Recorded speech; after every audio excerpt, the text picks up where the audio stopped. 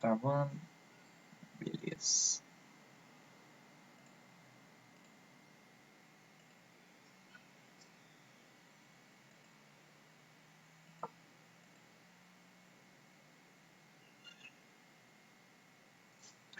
Aí o seguinte, continuando aqui. A gente viu que a taxonomia classifica, compartimenta os seres vivos para facilitar os seus estudos. Tá? E aí o nosso amigo Robert Whittaker deu uma ideia de dividir os seres vivos em 5 grandes grupos. Que é os reinos, né? O Animalia, Plantae, Fungi, Protista e Monera. Só que o seguinte, nota-se aqui que a gente tem até um aspecto evolutivo também, né? Na representação. As bactérias deu origem aos primeiros protozoários. Aí você pode ver que os protozoários deram origem aos fungos, ó. Deram origem às algas, que as algas deram origem às plantas, tá? E os protozoários, como o próprio nome já fala, né? Essa turma que foi mais para a direita aqui, foram dar origem aos primeiros animais. Tá? Nós tínhamos uma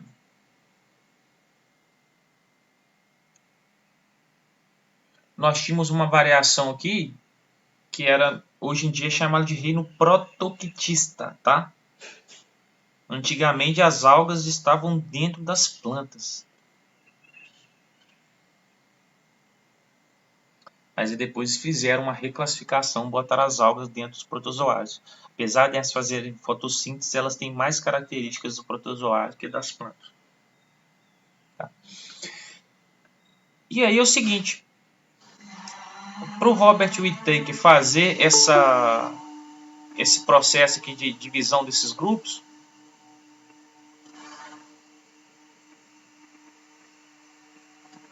ele... Peraí, só encostar a porra.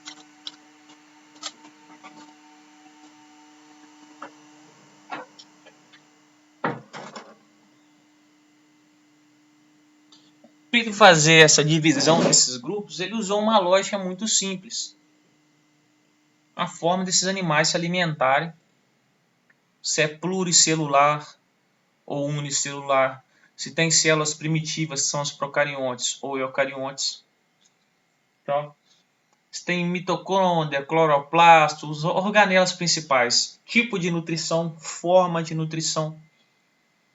E aqui você tem nesse quadro que você precisa, tá? Para diferenciar. As bactérias, né? Célula mais primitiva, procarionte. A partir daqui todo mundo tem a célula mais desenvolvida, que é o eucarionte. Nenhuma que é procarionte tem núcleo celular. Não tem mitocôndrias em si. Todo mundo o resto tem. Cloroplasto é só quem faz fotossíntese. Ah, mas e a cianobactéria? A cianobactéria, que faz parte do reino Monera, ela não tem cloroplasto. Ela tem um cloroplastozinho primitivo que é chamado de lamela, mas não é um cloroplasto. Parede celular, uns têm, outros não. E com construção diferente, né? O reino Monera, por exemplo, tem uma parede celular que não é feita de celulose, é de peptídeo glicano, é outra substância. Os fungos têm parede celular, mas é feito de um carboidrato chamado quitina. As plantas já é celulose. Nutrição se divide em qual forma? Autotrófica, quem faz fotossíntese, e heterotrófica. Basicamente isso. Formas de reprodução, locomoção, se é multicelular ou unicelular. Então, basicamente, para vocês responderem algumas questões que eu vou enviar para vocês, vocês precisam de ter essas informações. Tá tranquilo aí, galera? Alguma dúvida? Tá de boa, Matheus. Então tá bom.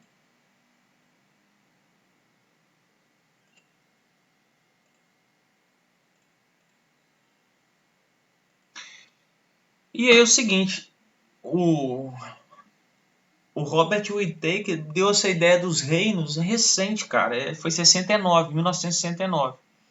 Aí o outro cientista, o Carl Woese, 1990, Carl, né? Ele já, através de descobertas que eles fizeram, né, de bactérias muito mais primitivas do que as bactérias que já eram conhecidas, e que elas têm uma característica muito interessante, elas vivem em ambientes bem extremos, tá? Ambientes que geralmente ninguém vive. Águas extremamente salgadas, ambientes de temperaturas extremas, tanto para frio quanto para calor. Áreas como pântanos que não têm oxigênio, são ricos em metano, coisa que quase nenhum ser vivo vai sobreviver ali dentro. E aí, ao estudar esses seres, ele viu que não dava nem para abrigá-las dentro das bactérias. Aí, o que o cara resolveu fazer? E aí ele deu uma emboladinha na história.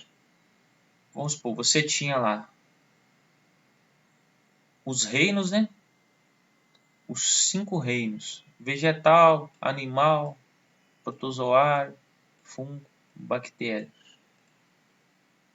Só que aí o cara pintou com um outro grupo de ser vivo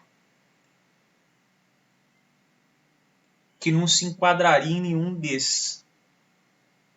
Aí ele teve uma ideia muito doida. Ele resolveu criar um compartimento, digamos assim, de classificação chamado de domínio. Gente, lembrando, sabe aquela história reino, filo, classe, ordem, que é o reficofage? Aquilo nós chamamos, cada um daqueles itens, nós chamamos de táxons. O que são táxons? São compartimentos, né? Onde você vai classificando os seres vivos. Uns mais abrangentes que abrangem os menos abrangentes. E aí ele resolveu criar a gente tinha como mais abrangente o reino, né? Animal, vegetal. Aí ele criou um acima ainda mais abrangente do que os reinos, tá? Que é o que a gente chama de domínio, tá? Aí, por exemplo, o que ele entendeu? Todo mundo que faz parte dessas bactérias mais primitivas, tá? Ele colocou dentro de um domínio chamado Arquia. Aí dentro desse domínio você tem o filho dessas bactérias, o reino, quer dizer, os filos, a classe, a ordem, mas todo mundo dentro dessa bactéria ele colocou dentro desse domínio. Agora, todos os outros seres vivos existentes, né, que pertencem aos filos, aos reinos bactéria, monera, fungo, protozoários, animais e plantas, ele fez a seguinte divisão. Quem tem células procariontes, que são células primitivas, vai participar do domínio bactéria, que é acima do reino. Então, ó, entenda bem. Ele achou as bactérias bem primitivas, diferentes de tudo. Ele criou um domínio que é, digamos assim, acima do reino, só para essas bactérias. Aí dentro desse domínio você tem o reino das árqueas, o filo e por aí vai. Aí depois ele criou um outro domínio que vai contemplar todo mundo que tem células procariotes, ou seja, só as bactérias, né, já conhecidas, as antigas. Aí depois ele fez um outro domínio para todo mundo que tem células eucariontes, ou seja, protozoários, fungos, plantas e animais. Tá vendo? As bolinhas seriam os reinos, que era o que era mais abrangente que já conhecido. Ele criou um super grupão menos específico ainda, mas que fez essa divisão. E isso é o que nós chamamos de domínios que ele criou. Bactéria, o Arquia, quer dizer, bactéria, o Arquia, que é o que só tem os indivíduos novos que foram encontrados, e todo mundo que tem célula procarionte chamou-se de eucário. Tá joia?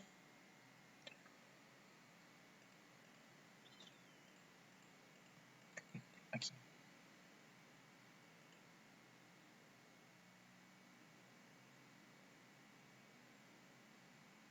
Aí, tipo assim, os vírus não são classificados como seres vivos, né? Porque eles não tem características celulares. E os líquens, né, que é uma associação entre fungos e algas, tá? É uma associação, é um ser vivo entre aspas, que é dois seres vivos que se encontram, tá? Associados. Então eles não vão estar classificados dentro de um reino desse específico. Eles vão ter uma classificaçãozinha à parte, que é uma junção de dois seres vivos, tá? E aqui a gente começa a dar uma pinceladinha rapidinho nos reinos conhecidos. Reino Monera, que é o reino das bactérias. Célula procariota primitiva, material genético disperso, ribossomo para produzir proteína. Aí o que você tem que entender é o que? Ele tem uma parede celular feito de peptídeo glicano ou peptídeo glicana, que é o que está aqui. Outra estrutura bem importante das bactérias. Elas apresentam um plasmídio. O que é? É um fragmento do DNA dela que fica, ele é circularzinho, fica soltinho aí. É esse cara que confere. Isso aqui é importante você guardar na sua cabeça quando falar de bactéria, até para o Enem, alguma coisa assim. E ele que faz, cara, criar resistência aos antibióticos. Porque as bactérias, elas trocam figurinhas genéticas. O que é isso? Elas trocam esses plasmídios entre si. E elas vão alterando a genética entre elas. Aí quem é resistente, um belo dia resolve passar resistência para outra bactéria, simplesmente doando um plasmídio para outra, tá?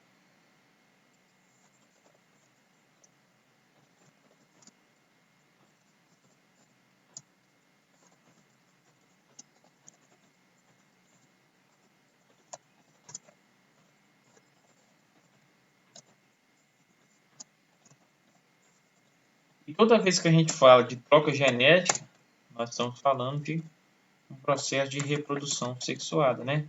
Reprodução sexuada tem a ver com sexo, tem a ver com troca de material genético.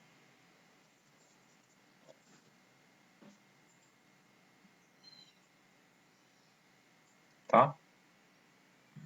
As bactérias podem ser autótrofas, né, que tem as que fazem fotossíntese, ou quimiossíntese, né, adquirem seu alimento de substâncias químicas, ou heterotróficas. Tá? Aí vários exemplos de bactérias.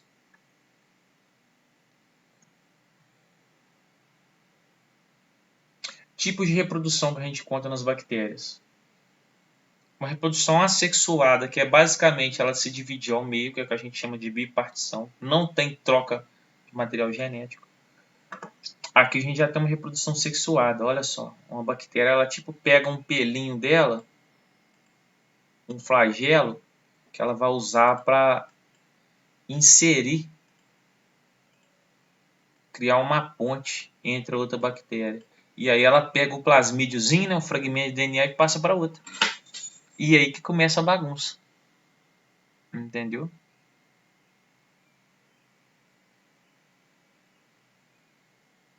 Aqui está falando, né, o processo de pasteurização que o Louis Pasteur descobriu, que era muitas vezes se eliminou muitas doenças que matam várias bactérias, tá?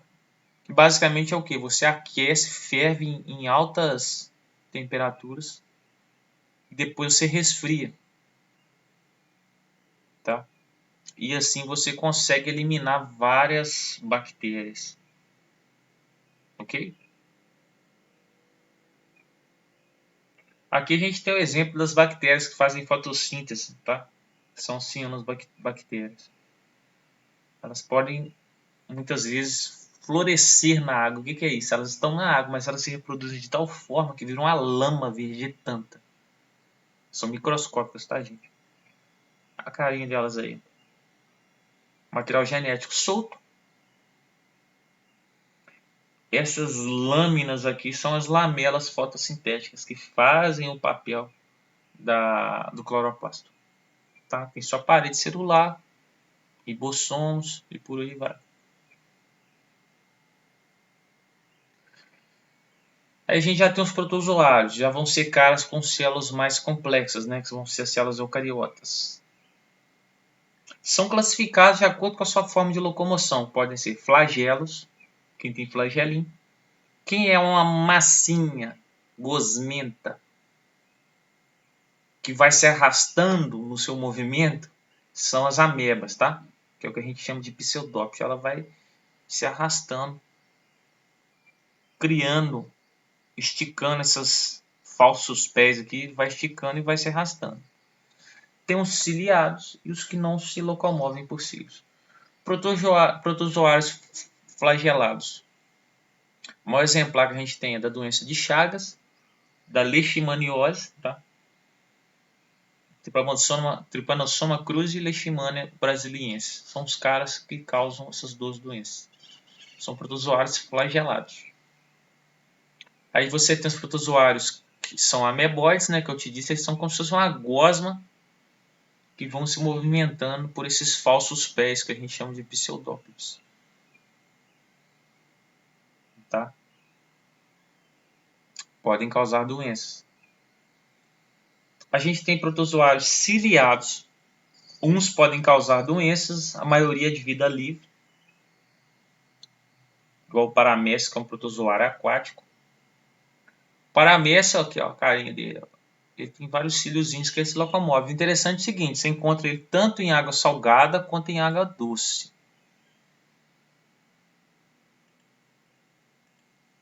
Ô, gente, tô meio rápido demais ou tá tranquilo? Acho que tá indo de boa. Então tá bom.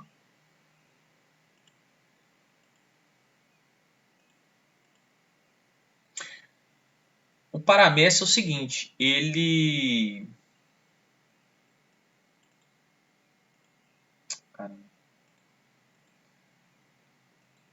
Ele tem o primeiro sistema excretor conhecido na evolução dos seres vivos. Porque, afinal de contas, qualquer sistema excretor tem um papel de excretar excessos ou coisas tóxicas. Que é esse carinha aqui, ó, o vacúolo contrátil. Paramécio desse aqui, toda célula nossa, gente, ela tem sais minerais dentro das suas composições. Potássio, sódio, faz parte do funcionamento de sais minerais de uma célula. Então, a natureza da substância aqui ela é salgadinha.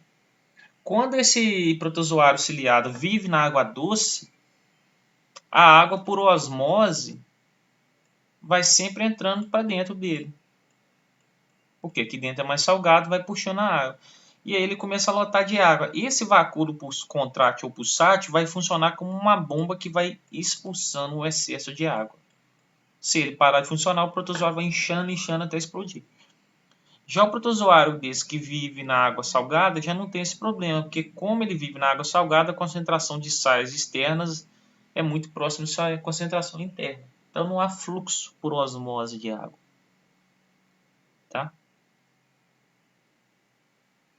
E por último nós temos os esporozoários, que é o causador da malária, por exemplo, é um esporozoário. Basicamente é um protozoário que não tem estrutura locomotora. Ele se locomove sendo carregado por fluidos.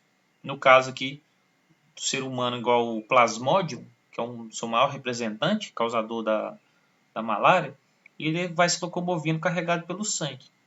O mosquitinho vai lá, te pica, transmite ele, e aí ele vai se locomovendo no seu organismo no fluxo sanguíneo. Os flagelados que a gente citou, Trypanosoma cruzi, Leishmaniose, tudo por pincada de inseto também, você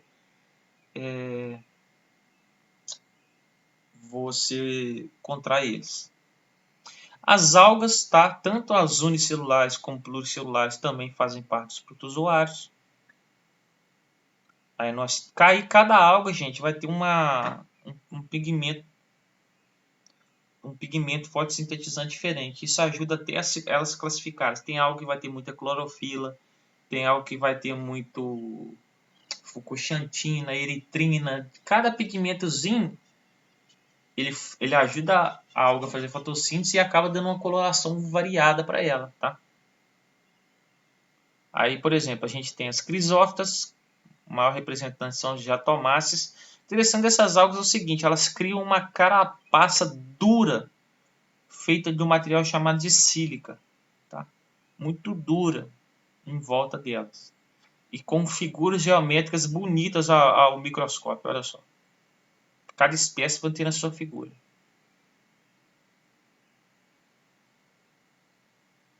Aí o que acontece? Essa carapaça muito dura, muitas vezes eles coletam isso. À medida que essas algas morrem, essa carapaça dura vai depositando no fundo do oceano. Aí os caras coletam essas, digamos assim, pedras que são um aglomerado dessas carapaças e vão fazendo materiais de construções, como o diatomito, que vem do nome delas, né, diatomácea. Tem igrejas até que são construídas em isso, tá? Elas vão formando depósitos ao longo, vamos supor, se era um mar no passado, ainda milhares de anos elas foram morrendo, foram depositando, vão formando camadas, tá? Aí os caras retiram e vão fazendo isso. Olha aí. Extremamente rígido. Próximas algas, as euglenortas. Ainda estamos nas algas unicelulares. Uma alguinha flagelada, ó. Só por ter flagelo, cara, já é uma coisa assim bem animal ainda, sabe?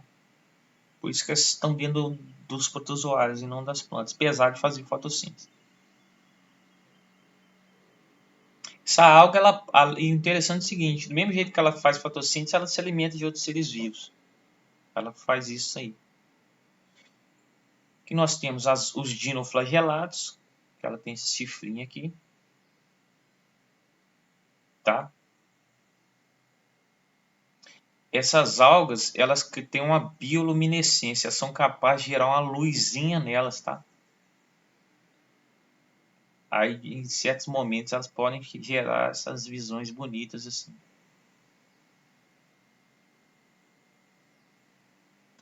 E elas têm um problema também, que muitas delas, quando afloram em grandes quantidades, podem provocar o que a gente chama de maré vermelha, tá?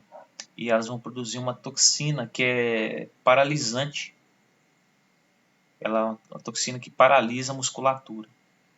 Então, quando elas estão em grandes quantidades, naturalmente você vai ter uma grande quantidade dessas toxinas e aí você mata pequenos peixes e outros animais. Até o ser humano também, se ingerir uma água que contém essas toxinas, você pode ter problema com isso, tá? Tem certas vezes que acontece de elas florescer. Quando a gente fala florescer, é uma grande reprodução momentânea dessas algas. Geralmente isso acontece por causa de esgoto. Cai muito esgoto, muito alimento, elas vão se reproduzindo e viram uma grande população. Já aconteceu assim, de você ter que interditar a praia por causa de uma floração de algas dessas. Tá? Agora a gente entra para as algas maiores, que são as multicelulares.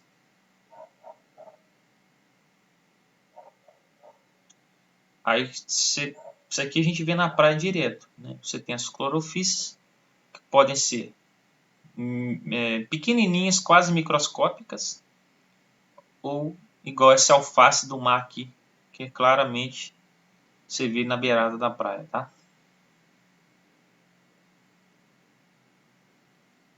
Você tem as rodófias, rodofícias, que são as algas vermelhas, que às vezes você vê também, muito utilizada lá para fazer o capinha do sushi. Não gosto desse trem. E também é interessante, através dessas algas, eles produzem uma substância chamada de agar, que é utilizado como base para cultura de micro-organismos no laboratório. Tá? O que acontece? Esse agar seria uma substância gelatinosa que eles retiram e produzem a partir dessa alga. Você pega essa plaquinha no laboratório, quando você quer fazer cultura de bactérias para estudo, essa plaquinha é chamada de placa de Petri. Aí você usa essa gelatinazinha e espalha aqui com nutrientes, que é o agar. E aí você põe um fio de cabelo da pessoa que põe numa estufa, daqui a pouco brota um monte de micro-organismos, como você está vendo aqui. Até balas estão inventando com isso aí. Aí você tem as algas marrons também, que são as feofícias, que podem atingir 60 metros de altura que elas nascem lá, elas se enraizam lá no fundo do oceano e vão crescendo para cima. Vão crescendo, crescendo. Aí depois suas pontas brotam lá na superfície do mar. Elas têm umas bolinhas aqui, ó, que ficam com ar. E isso vai fazendo elas se manterem em pé. Tá?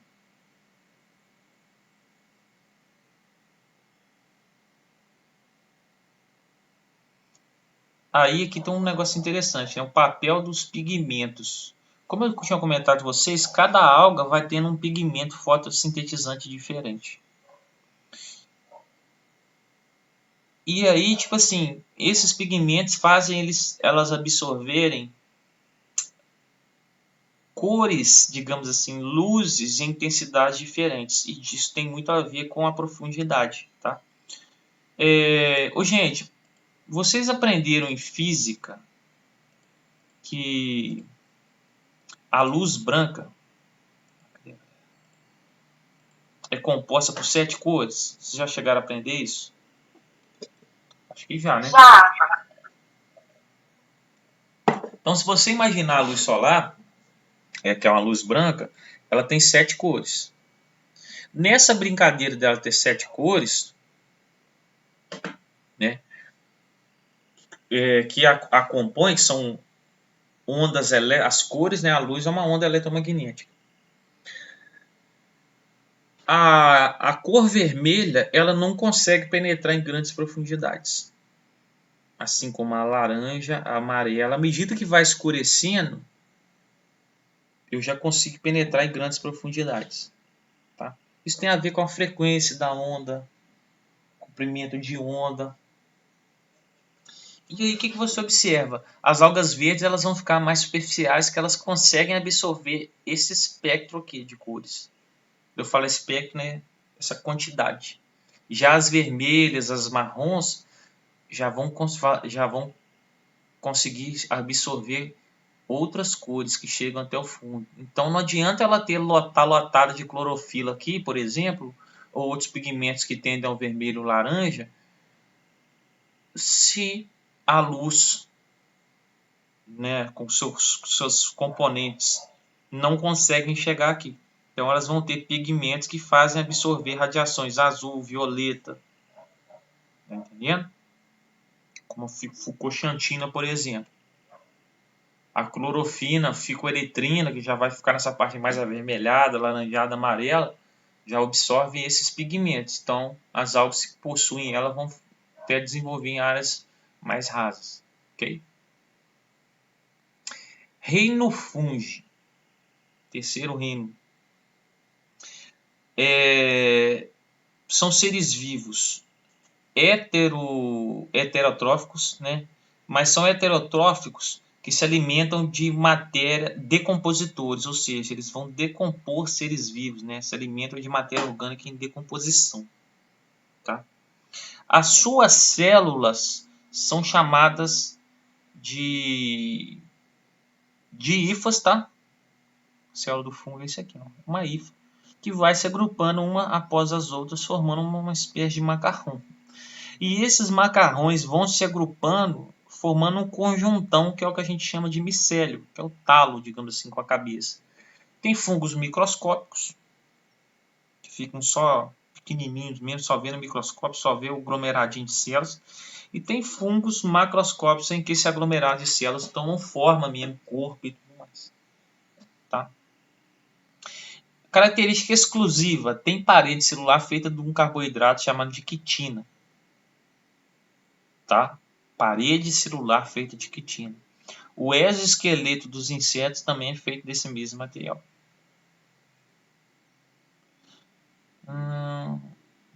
As suas reproduções, pessoal, podem ser assexuadas e sexuadas. Aqui a gente tem um exemplo da sexuada. 2 fungos, digamos assim, entre aspas, um macho e uma fêmea,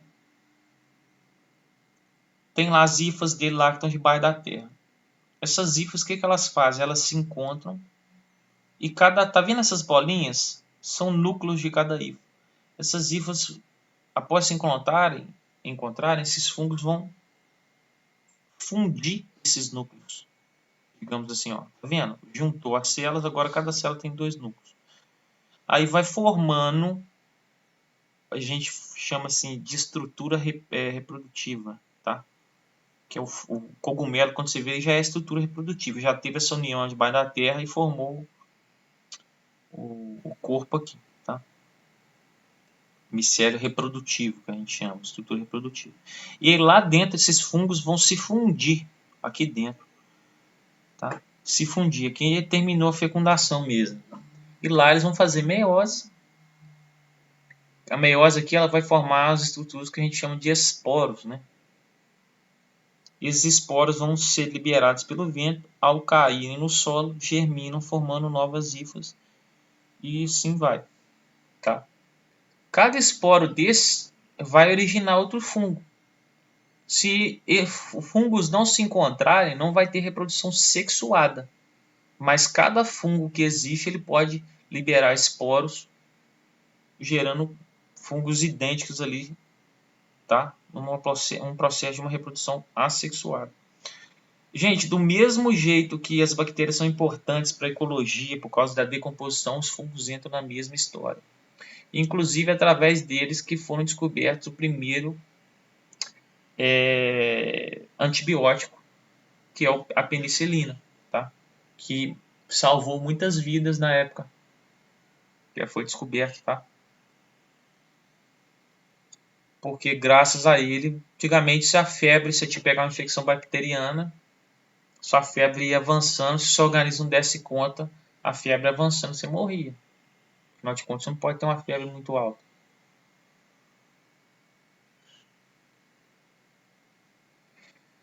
Outras importâncias do fungo se associam a algas ou cianobactérias formando o líquido, que é essa estrutura que fica agarrada nas árvores. São importantes porque indicam a qualidade da poluição do ar. Quando o líquen é rosa, ele é extremamente sensível. Só dá em locais que o ar é bem puro. O verdinho ele já é mais tolerante, ele já aguenta uma poluiçãozinha. Você já encontra ele nas árvores do centro da cidade. Agora, quando a poluição é muito feia, nem o verdinho, que esse aqui aparece. É uma associação de forma que as algas que se associam aos cianobactérias, né, que são ambos fazem fotossíntese, alimentam o fungo dá proteção e água, digamos assim. Tá? As alguinhas estão todas associadas às hifas do fungo. E por fim nós temos as micorrizas, que é outra associação importante.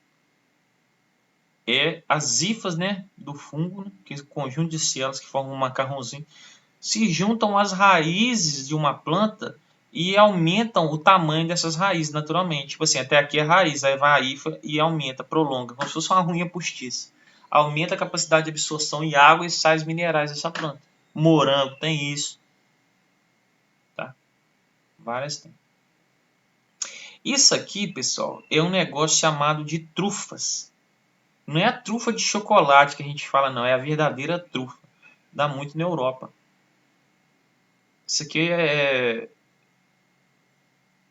uma iguaria, é uma parada muito cara. Entendeu? Restaurante muito chique. Você pede um macarrão, você quiser o cara vai lá, rala uma trufinha dessa aí em cima. Você vai pagar mais uma nota só pro cara vir e ralar uma trufinha dessa aí. Essas trufas de chocolate, tipo uma imitação disso aqui feita de chocolate. Isso na verdade é um fungo. Tá? E aí agora o reino dos animais, né? Onde a gente vai ver uma diferença de simetria, que existe a simetria radial, que é igual a uma pizza, né? Você pode partir qualquer fatia, todo lado é igual. A pentarradial, que só ocorre na estrela do mar, só tem 5 lados iguais. E a bilateral, que é o caso do ser humano, o lado esquerdo é igual ao lado direito. Os animais vão diferenciar por isso. Todos os seres que são representantes desse reino. As esponjas aos cordados, tá? Isso aqui são os filos, tá? Mamífero não é um filo. Ele é uma classe que pertence ao filo dos cordados, que é a turma que tem coluna vertebral. Aí você tem as esponjas, os animais mais primitivos que não têm tecidos nem órgãos. Você tem é um aglomerado de célula. Depois vem os quinidários, são os primeiros animais. Cadê? Os quinidários, os primeiros animais a apresentarem tecidos mesmo propriamente dito. E sistema nervoso. Sistema nervoso primitivo. Tá? Então já tem tecidos, endoderme, epiderme. O que é um tecido? É um conjunto de células que se organizam numa função só. A esponja não, é um aglomerado de células, cada um faz um troço. Um grupinho faz isso, um grupinho faz aquilo. As esponjas, a célula característica delas é o coanócito, que é a célula responsável por fazer o batimento. Ela tem um flagelinho que faz um batimento, igual uma turbininha, que faz a água passar de fora para dentro aqui na esponja, assim ela se alimenta. Os quinidários já vão ter uma célula característica que é chamada de quinidócito. Nos tentáculos dele tem essa célula que tem uma espécie de chicotinho. Esse chicotinho libera uma substância que irrita. Então quando você encosta a mão nela, ele libera esse chicotinho, que libera essa substância em você e dá aquela sensação de queimadura. Tá? Os quinidários são extremamente importantes na formação de corais, né? E eles são seres vivos que apresentam duas formas de vida, tanto a fase de medusa quanto a fase de pólipo. São formadores dos corais, que são os maiores produtores de oxigênio do mundo. Tá? Com o excesso de temperatura, gente, o que está acontecendo? Por que os corais produzem muito oxigênio? Não é porque os quinidários fazem fotossíntese. É porque os corais são quinidários que vão se aglomerando e eles formam uma espécie de areinha que vai juntando e vai formando umas pedras, uns túneis, e aquilo vira um habitat para inúmeras espécies, graças aos quinidários que se aglomeram. E várias algas se grudam a eles, e é ali que entra a grande produção de oxigênio. Só que com o excesso de temperatura, essas algas que se associam aos corais não conseguem ficar ali, elas vão se desprendendo. E o coral, que era verdinho, coberto de alga, ele começa a fazer o quê? A embranquecer, devido ao excesso de temperatura. Tá? E aí depois ele vai até morrendo. E aí você vai perdendo capacidade de produção de oxigênio. Então, o aquecimento global, ele é um negócio extremamente perigoso por causa disso. Porque, tipo assim, a hora que começa, já está acontecendo isso em pequenas quantidades, mas a hora que o trem avançar pra caramba, isso ao longo de vários anos, você também não vai reverter isso de uma hora para outra. E aí nós vamos ficar sofrendo. Tipo assim, nessa história de negar, o relógio está avançando.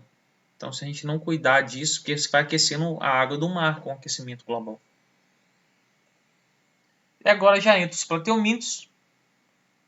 São os primeiros seres vivos a apresentar um sistema excretor, um sistema nervoso mais desenvolvido.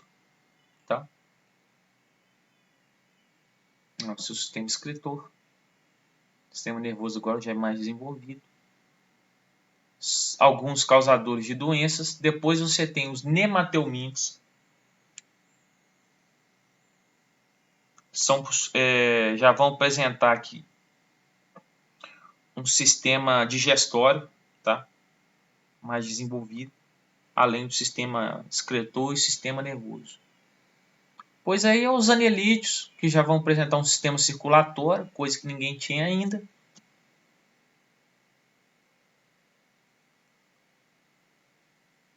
Tá? É a novidade evolutiva. Nós vamos ter depois os artrópodes, né, no qual os insetos são os maiores representantes. Vão ter um sistema nervoso ainda mais desenvolvido. Característica desses animais é que eles trocam o seu exoesqueleto, né? Olha só a quantidade de artrópodes, eles dominam o mundo.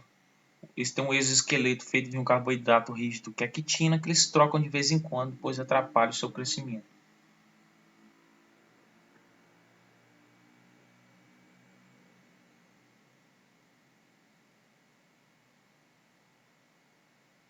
Aí tem as subdivisões, mas esse aqui já viu. Estou pegando o que é evolutivo mesmo, diferenciado. Aí entra as estrelas do mar, que são os primeiros animais a serem deuterostômios. O que é isso? Quando o embriãozinho começa a se formar, ele tem um orifício lá, que eu falei na aula passada, que é a gástrula, que vai dar origem ao ânus. Todo mundo antes, o orifício dava origem à boca. Aqui dá origem ao ânus. Isso é o que é característico. Tá? Quem representa as estrelas do mar e os ouriços do mar? Eles têm uma estrutura chamada sistema ambulacrário, que é um esqueleto que fica circulando água dentro dele, só que não é rígido. São membranas que circulam água dentro dele, e isso faz ela ter firmeza. E nem quando você liga uma mangueira com a água passando dentro dela, ela fica mais firme. Aí depois vai entrar os cordados, que é a turminha que a gente está, que são caracterizados por terem um sistema nervoso na região das costas, que é a medula espinhal, uma estrutura que dá origem à coluna vertebral. Tá? Basicamente isso.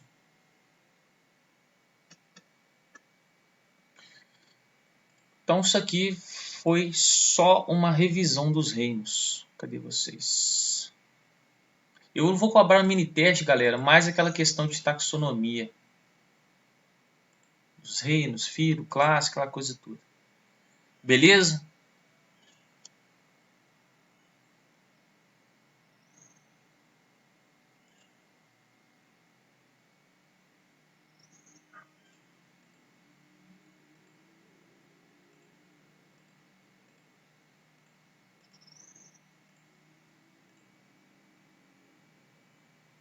Só fazer a chamada aqui.